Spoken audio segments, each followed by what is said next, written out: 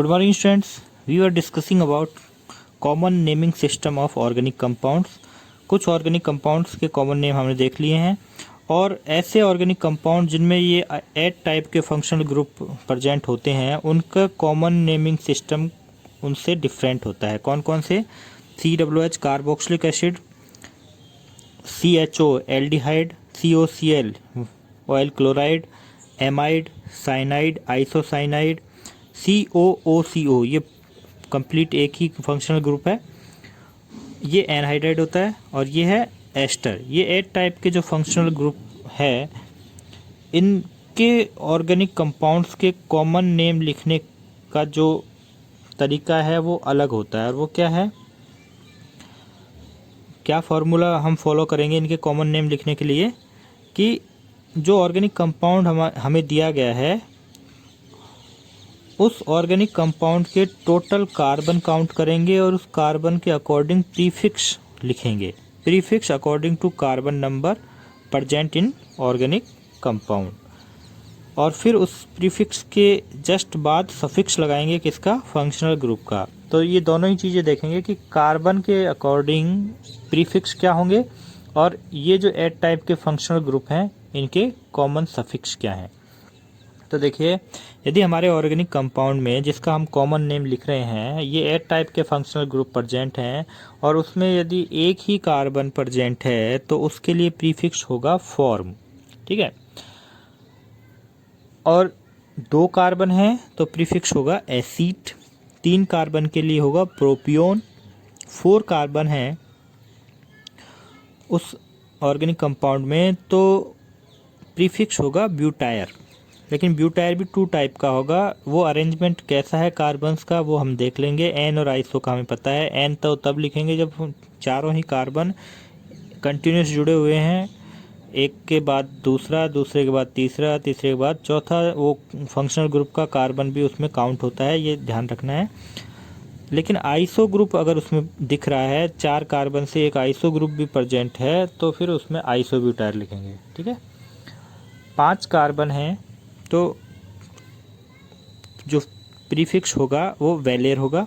वेलेर 4 type का होता है, एन वेलेर, यदि पांचों ही कार्बन सीधे जुड़े हुए हैं एक कंटिन्यूस सीरीज में तो एन वेलेर होगा। आइसो ग्रुप उसमें प्रेजेंट है किसी भी एक साइड पर तो आइसो वेलेर लिखेंगे। टर्सरी वेलेर तब लिखेंगे जब फंक्शनल ग्रुप ऐसे कार्बन से जुड़ा है जो 3 डिग्री कार्बन है तो वो टर्सरी वेलेर होगा। और जब इन तीनों में से कोई सा भी नहीं है, एन भी नहीं है, आइसो भी नहीं है, टर्सरी भी नहीं है, तो फिर वो एक्टिव होगा, यानी कि उसमें कोई ऐसा कार्बन प्रेजेंट होगा जिसकी चारों ही वैलेंसी डिफरेंट होंगी तो उसको एक्टिव वैलेर लिख देंगे। और सीधा ये एक्टिव वैलेर पहचानने का सबसे अच्छा तरीका है कि पहले एन देखो, नहीं है तो आइसो ढूंढो, आइसो भी नहीं है तो टर्सरी ढूंढो, और जब तीनों ही नहीं है तो फिर वो डेफिनेटली एक्टिव ही होगा वैलेर में, ठीक है। अगर 6 कार्बन हो तो फिर उसका कॉमन नेम नहीं होगा, चाहे कोई सा भी फंक्शनल ग्रुप आ जाए इनमें से। इन 8 टाइप्स के फंक्शनल ग्रुप में यदि 6 कार्बन आ गए हैं किसी ऑर्गेनिक कंपाउंड में तो फिर उसका IUPAC नेम ही होगा, कॉमन नेम नहीं होगा। तो लिमिटेड ही है, याद आसानी से हो सकते हैं। एक चीज़ और है, 3 कार्बन के लिए हम प्रोपियोन बोलते हैं, लेकिन 3 कार्बन के साथ एक डबल बॉन्ड भी आ गया तो फिर उसके लिए प्रीफिक्स एक्राइल हो जाएगा, है ना। प्रोपियोन ना होकर क्या होगा? एक्राइल होगा। और 4 कार्बन के साथ एक डबल बॉन्ड आ गया, आपकी जो कार्बन चेन है उसमें कहीं भी एक डबल बॉन्ड दिख रहा है आपको तो, और 4 कार्बन दिख रहे हैं तो सबसे पहले हम जो प्रीफिक्स लगाएंगे वो क्रोटोन हमारे दिमाग में आना चाहिए। और प्रीफिक्स के बाद फंक्शनल ग्रुप का सफिक्स लगाएंगे, वो सफिक्स देख लेते हैं। कार्बोक्सिलिक एसिड का जो फंक्शनल ग्रुप होता है COOH, उसका कॉमन सफिक्स होता है इक एसिड। इसका मतलब है, ये जो साइन है डैश वाला, इसका मतलब है कि ये वो बॉन्ड है जो कि कार्बन चेन से जुड़ा हुआ है, ठीक है ना। ये माइनस का साइन नहीं है, ये बॉन्ड है। एल्डिहाइड का फंक्शनल ग्रुप होता है CHO, जिसका कॉमन सफिक्स होता है एल्डिहाइड। ऑयल क्लोराइड का फंक्शनल ग्रुप होता है COCl, जिसका कॉमन सफिक्स है यिल क्लोराइड। ये YL किसके साथ जुड़ेगा? ये जो प्रीफिक्स हैं कार्बन के अकॉर्डिंग, इनके साथ ये YL जुड़ेगा। जैसे कि एसिड आया है, 2 कार्बन हैं और COCl भी है, तो टोटल कार्बन 2 हैं, इस कार्बन के समेत 2 कार्बन है, तो एसिड तो प्रीफिक्स हो गया। एसिड के आगे यिल क्लोराइड, एसिड यिल, तो एसिटिल हो जाएगा क्लोराइड, आगे लिख देंगे, ठीक है ना। इस तरह आगे एग्जाम्पल देखेंगे तो ज़्यादा समझ में आएगा। एमाइड का जो फंक्शनल ग्रुप होता है CONH2, उसका कॉमन सफिक्स भी एमाइड ही होता है। CN, साइनाइड का जो फंक्शनल ग्रुप है CN, उसका कॉमन सफिक्स O नाइट्राइल होता है। ये O तो जुड़ेगा प्रीफिक्स के साथ, उसके आगे नाइट्राइल लिख देंगे, जैसे ब्यूटायर O नाइट्राइल, ब्यूटायरो नाइट्राइल हो जाएगा, है ना। इसीलिए इस O को थोड़ा अलग लिखा है। देखिए साइनाइड का जो कॉमन नेम है वो हमने पहले भी किया था, वो तरीका अलग है, ये तरीका अलग है। तो साइनाइड का कॉमन नेम लिखने के 2 तरीके हैं।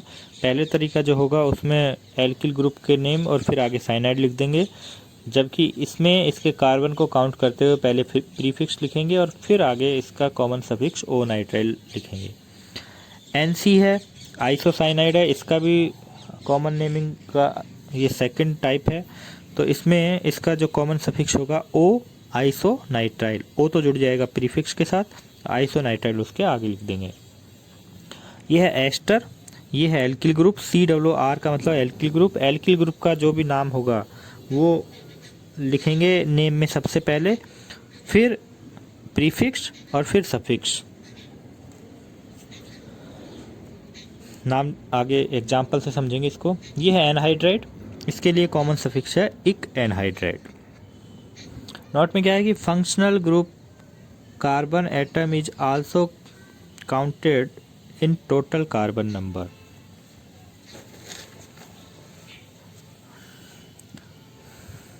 फंक्शनल ग्रुप का जो कार्बन एटम है उसका कार्बन एटम भी काउंट होता है टोटल नंबर ऑफ कार्बन में, जब प्रीफिक्स हम बना रहे होते हैं, ठीक है, ये ध्यान रखना है। कुछ एग्जाम्पल देख लेते हैं, इजीली समझ में आ जाएगी बात। देखिए ये किसी भी बुक में आपको इतने डिटेल से लिखे हुए नहीं मिलेंगे, ना ही इतने एग्जाम्पल आपको इस तरह से डिफाइन करवा रखे हैं, तो ये बहुत ही इंपॉर्टेंट नोट्स हैं आपके लिए, आगे तक ये काम आएंगे ये नोट्स। इनको 11th क्लास में नहीं, ये आगे तक आप किसी भी कंपटीशन एग्जाम में 12th के बाद बैठोगे तो भी इस कॉपी को आप बार बार खोल कर देखोगे। इसलिए अच्छे से लिखना, फिर कॉपी में लिखो, ऐसे ही चलता हुआ मत लिखो। एग्जाम्पल्स में कोई गलतियां मत करो नाम लिखते टाइम, वरना फिर कहोगे सर ने ऐसा ही लिखवाया था, जबकि हम खुद ही नाम लिखते टाइम गलती कर देते हैं और फिर नाम सर का लगा देते हैं। फर्स्ट एग्जाम्पल है HCHO। टोटल कार्बन कितने हैं? 1 कार्बन का प्रीफिक्स होता है फॉर्म। फंक्शनल ग्रुप क्या है? CHO का सफिक्स क्या है? कॉमन सफिक्स एल्डिहाइड, तो नाम बन गया फॉर्म प्लस एल्डिहाइड, जोड़ के लिख दिया फॉर्म एल्डिहाइड, ठीक है। तो ये प्लस लगाने की ज़रूरत नहीं है आपको, जब पूछा जाता है तो ये बीच में प्लस लगाकर इस तरह से लिखने की ज़रूरत नहीं है, सिर्फ आपको समझाने के लिए बीच वाला जो मैंने प्लस लगाकर लिखे हैं, प्रीफिक्स और सफिक्स को प्लस लगाकर लिखा है, इसीलिए आपको समझाने के लिए लिखा है सिर्फ। अब यहाँ टोटल कार्बन है 2 कार्बन के लिए प्रीफिक्स होता है एसिड, फंक्शनल ग्रुप क्या है? COOH, जिसका सफिक्स होता है इक एसिड, तो नेम हो गया एसिटिक एसिड, ठीक है। यहाँ देखिए टोटल कार्बन कितने हैं? 1 2 3 कार्बन के लिए जो प्रीफिक्स है वो है प्रोपियोन, और फंक्शनल ग्रुप है COCl का कॉमन सफिक्स क्या होता है? यिल क्लोराइड, तो प्रोपियोन के साथ ऐड करो यिल को, तो ये हो गया प्रोपियोनिल, फिर गैप छोड़ के क्लोराइड लिख देंगे, ठीक है। लेकिन प्रोपियोन और यिल के बीच में गैप नहीं आएगा, ये ध्यान रखना, छोटी सी बात है लेकिन बहुत ज़रूरी है। अब देखिए टोटल कार्बन कितने हैं इसमें? 1 2 3 4 कार्बन है। 4 कार्बन के लिए जो प्रीफिक्स होता है वो ब्यूटायर होता है, लेकिन ये कौन सा ब्यूटायर है? एन ब्यूटायर है। ब्यूटायर 2 टाइप का है, एन और आइसो। तो यहाँ देखिए जो 4 कार्बन है वो एक ही सीक्वेंस में है, कंटिन्यूस है, तो एन लगाएंगे, और जो फंक्शनल ग्रुप है CONH2 यानी कि एमाइड, तो नेम क्या हो गया एन ब्यूटायरेमाइड। ठीक है, यहाँ देखिए टोटल कार्बन है 1 2 3 4 कार्बन है तो ब्यूटायर होगा। और इसमें आइसो ग्रुप हमें दिख रहा है। आइसो ग्रुप क्या होता है, किसी एक साइड पर जब कार्बन से 2 मिथाइल ग्रुप जुड़े रहते हैं तो वो आइसो ग्रुप होता है। तो आइसो ग्रुप दिखते ही हम उसमें आइसो लगा देंगे। और 4 कार्बन के लिए ब्यूटायर प्रीफिक्स। और फंक्शनल ग्रुप है COOH, तो COOH के लिए कॉमन सफिक्स है इक एसिड, तो फिर नाम हो गया आइसो ब्यूटायरिक एसिड। ब्यूटायर और इक के बीच में कोई गैप नहीं होगा, वो एसिड जब लिखेंगे तो ब्यूटायरिक एसिड इसके बीच में गैप दिखा सकते हैं, लेकिन इक और ब्यूटायर के बीच में गैप नहीं दिखाएंगे। इसलिए मैंने प्लस का निशान लगाया कि ये इसके साथ जुड़कर लिखा जाएगा। नेक्स्ट एग्जांपल है 1 2 3 4 5 कार्बन है और all 5 carbon are attached with each other in continuous way. तो वेलेर के आगे एन लगाएंगे, एन वेलेर। CN का कॉमन सफिक्स होता है O नाइट्राइल, तो वेलेर के साथ O को ऐड कीजिए, वेलेरो नाइट्राइल। 5 कार्बन इसमें भी हैं 1 2 3 4 5। इस NC का ये कार्बन भी यहाँ काउंट होगा। तो 5 कार्बन के लिए प्रीफिक्स होता है वेलेर, लेकिन ये कौन सा वेलेर है, आइसो ग्रुप यहाँ दिख रहा है हमें, तो ये आइसो वेलेर है। और NC का कॉमन सफिक्स होता है O आइसोनाइट्राइल, तो ये O तो जुड़ जाएगा वेलेर के साथ, तो ये हो जाएगा वेलेरो आइसोनाइट्राइल। आगे ऐसे कैसे लिख देंगे। नेक्स्ट एग्जांपल है, इसमें देखिए टोटल कार्बन कितने हैं 1 2 3 4 5 कार्बन है, तो ये भी वेलेर ही है, लेकिन ना तो ये N है ना ही इसमें आइसो कहीं दिख रहा है। तो फंक्शनल ग्रुप जिस कार्बन से जुड़ा है वो 3 डिग्री कार्बन है, इसका मतलब ये टर्सरी वेलेर है। 3 डिग्री कार्बन कैसे है, इससे 3 एल्किल ग्रुप अटैच्ड है। तो ये हो गया टर्सरी वेलेर, इसका कॉमन सफिक्स होता है इक एसिड, तो हो गया tertiary valeric acid. Next example है, टोटल कार्बन है 1 2 3 4 5 है, तो ये भी वेलेर है, लेकिन ये ना तो ये एन वेलेर है ना ही ये आइसो है, क्योंकि आइसो तो इस साइड पर बनता है, और ना ही ये टर्सरी है। टर्सरी क्यों नहीं है, क्योंकि फंक्शनल ग्रुप जिस कार्बन से जुड़ा है वो तो 2 डिग्री कार्बन है, तो इसका मतलब ये सेकेंडरी वेलेर होना चाहिए था, लेकिन सेकेंडरी वेलेर का कोई ऑप्शन हमें दिया नहीं गया है। इसका मतलब ना तो ये एन है, ना ही आइसो है, ना ही टर्सरी है, तो फिर ये क्या होगा, एक्टिव होगा। यही मैंने बताया था कि एक्टिव को पहचानना तो सबसे सिंपल है, ज़्यादा दिमाग नहीं लगाना कि किस तरह से जुड़े हुए हैं। आपको 3 नहीं मिले तो चौथा यही होगा, एक्टिव वेलेर O नाइट्राइल। CN क्या होगा, O नाइट्राइल, तो वेलेरो नाइट्राइल। नेक्स्ट एग्जांपल है 3 कार्बन है, लेकिन एक डबल बॉन्ड दिख रहा है यहाँ पे कार्बन चेन में, तो वो एक्राइल होगा प्रीफिक्स। और CN का कॉमन सफिक्स होता है O नाइट्राइल, तो नाम क्या हो गया, एक्राइलो नाइट्राइल। इसमें देखिए यहाँ 4 कार्बन दिख रहे हैं। 4 कार्बन को वैसे तो हम ब्यूटायर बोलते हैं, लेकिन एक डबल बॉन्ड आते ही प्रीफिक्स चेंज हो जाता है, वो क्या हो जाता है, क्रोटोन। तो फिर नेम क्या हो गया, प्रीफिक्स क्या हो गया, क्रोटोन, और इसका कॉमन सफिक्स क्या होता है, इक एसिड, तो क्या नाम हो गया, क्रोटोनिक एसिड। अब देखिए एनहाइड्राइड का नेम देख लेते हैं। एनहाइड्राइड का जब नेम करते हैं तो आपको मैं एक बार क्लियर कर देता हूँ। ये होता है एनहाइड्राइड का फंक्शनल ग्रुप, ठीक है।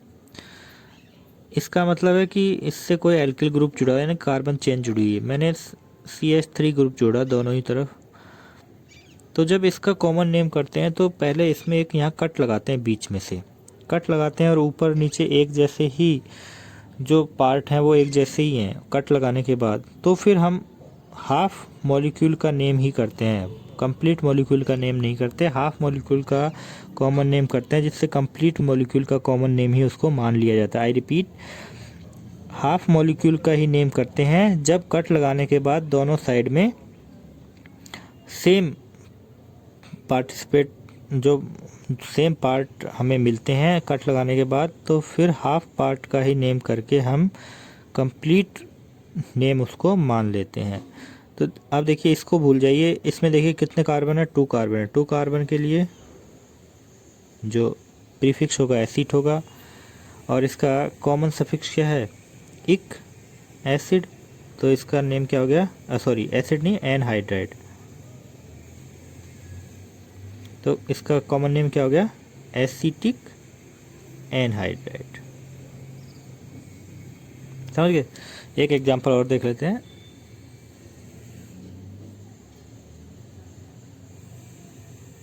इसको देखिए, इसमें यहाँ कट लगाया, कट लगाने के बाद दोनों ही पार्ट सेम है, इसका मतलब हाफ पार्ट का नेम करना है। और इस हाफ पार्ट में टोटल कार्बन कितने हैं, एक ही है। तो कॉमन सफिक्स प्रीफिक्स क्या है, फॉर्म, और इसका कॉमन सफिक्स क्या है, इक एनहाइड्राइड। तो नेम क्या हो गया, फॉर्मिक एनहाइड्राइड। अब देखिए मैं एक अलग एग्जांपल देता हूँ एनहाइड्राइड का। ये इसका फंक्शनल ग्रुप होता है, यहाँ जोड़ दिया CH3 और यहाँ जोड़ दिया H। अब इसमें कट लगाइए, कट लगाया तो देखा ऊपर वाला पार्ट अलग है, नीचे वाला पार्ट अलग है।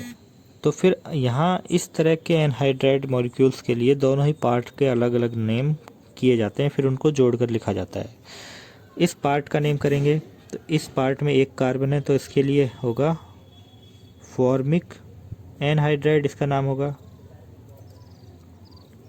और नीचे वाले पार्ट में 2 कार्बन है, तो इसके लिए नेम क्या होगा, एसिटिक एनहाइड्राइड। अब इनको दोनों को नाम को ऐड करके लिखना है। तो एनहाइड्राइड कॉमन है, तो एनहाइड्राइड को सिर्फ एक ही बार लिखते हैं, इसलिए नेम क्या हो जाएगा, फॉर्मिक एसिटिक एनहाइड्राइड। समझ गए, ये इसका कॉमन नेम हो गया। और भी एग्जांपल देख सकते हैं, जैसे ये कोई एनहाइड्राइड है जो सिमेट्रिकल नहीं है, इसमें कट लगाया तो ऊपर वाला अलग है, नीचे वाला अलग है। पहले ऊपर वाले का नाम करते हैं, 2 कार्बन है तो नेम क्या होगा, एसिटिक एनहाइड्राइड। और नीचे वाले में 3 कार्बन है, प्रोपियोन इक एनहाइड्राइड। और दोनों को ऐड करके लिखेंगे तो फिर एनहाइड्राइड को कॉमन ले लेंगे, तो नेम क्या हो जाएगा, एसिटिक प्रोपियोनिक एनहाइड्राइड। ठीक है, ये एनहाइड्राइड का नेम हो गया। एक एस्टर का नेम और देख लेते हैं। देखिए एस्टर होता है COO, इसका कॉमन सफिक्स होता है ATE8। अब देखिए इससे एक मॉलिक्यूल बनाते हैं, CH3 COO की जगह लिख देता हूँ मैं CH3, क्योंकि R एल्किल ग्रुप है, कोई भी हो सकता है। मैंने कहा कि जो एस्टर में जो एल्किल ग्रुप आगे जुड़ा रहता है जो ऑक्सीजन से, उसका नेम सबसे पहले लिख देते हैं और फिर हमारा कॉमन नेम स्टार्ट करते हैं। ये मेथिल तो पहले लिख दिया। अब देखिए टोटल कार्बन, इस कार्बन को भूल जाओ। अब देखिए इसके अलावा कितने कार्बन है, 2 कार्बन है। 2 कार्बन के लिए लिखते हैं एसिड। ठीक है, एसिड। और ये तो हो गया प्रीफिक्स, और इस COO का कॉमन सफिक्स क्या होगा, 8। एसिड के आगे क्या लिख दिया, 8, तो नेम क्या हो गया, मेथिल एसीटेट। एक एग्जांपल और देखते हैं, HCOCH3। इसमें देखिए तो ये मेथिल नेम पहले लिख दिया, क्योंकि एल्किल ग्रुप का नेम पहले लिख देते हैं। अब इसको भूल जाओ।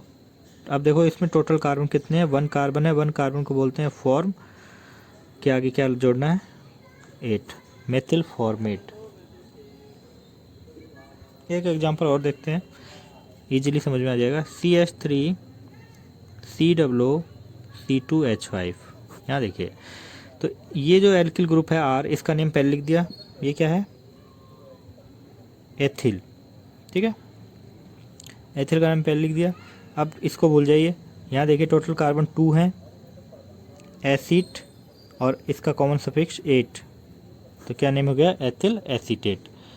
तो ये थे 8 टाइप के फंक्शनल ग्रुप वाले ऑर्गेनिक कंपाउंड्स के कॉमन नेम, बड़े ही इम्पोर्टेंट हैं और यही बार बार एग्ज़ाम में पूछे जाते हैं और बुक्स में भी ज़्यादातर कॉमन नेम ही लिखे जाते हैं। कोई प्रॉब्लम हो तो मुझसे ज़रूर पूछना। Thank you.